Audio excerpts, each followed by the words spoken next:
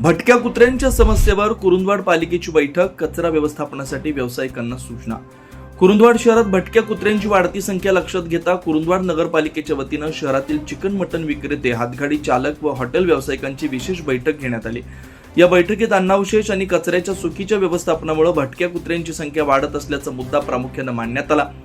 बैठकीत नगरपालिकेचे मुख्याधिकारी मनोज कुमार देसाई यांनी व्यावसायिकांना संबोधित करताना सांगितलं की चिकन मटन दुकानं, चायनीज व 65 प्रकारचे खाद्यपदार्थ विकणाऱ्या हातगाड्या तसेच हॉटेलमधून मोठ्या प्रमाणात अन्नावशेष रस्त्यावर किंवा उघड्यावर टाकले जातात. त्यामुळे भटके कुत्रे त्या ठिकाणी मोठ्या संख्येने जमा होतात आणि नागरिकांच्या सुरक्षिततेचा प्रश्न निर्माण होतो. त्यामुळे असा कचरा आता नगरपालिकेच्या माध्यमातून नियमितपणे संकलित केला जाणार असून सर्व व्यावसायिकांनी त्यासाठी सहकार्य करावं असं आवाहन त्यांनी केलं.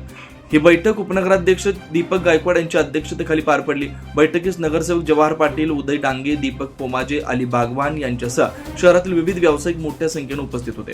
नगरपालिकेच्या घंटागाडीमार्फत मटन, चिकन विक्रेते, चायनीज, हातगाडी व हॉटेल व्यावसायिकांकडील कचरा संकलित केला जाणार आहे.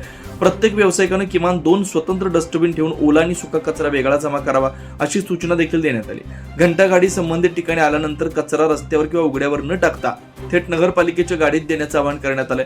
शहरात भटक्या कुत्र्यांची संख्या वाढत असल्यामुळे नागरिकांच्या जीवितास धोका निर्माण होऊ शकतो. त्यामुळे कचरा व्यवस्थापनाकडे दुर्लक्ष करणाऱ्या व्यावसायिकांवर पालिकेकडून कारवाई केली जाईल असा इशारा मुख्याधिकारी मनोज कुमार देसाई यांनी यावेळी दिला.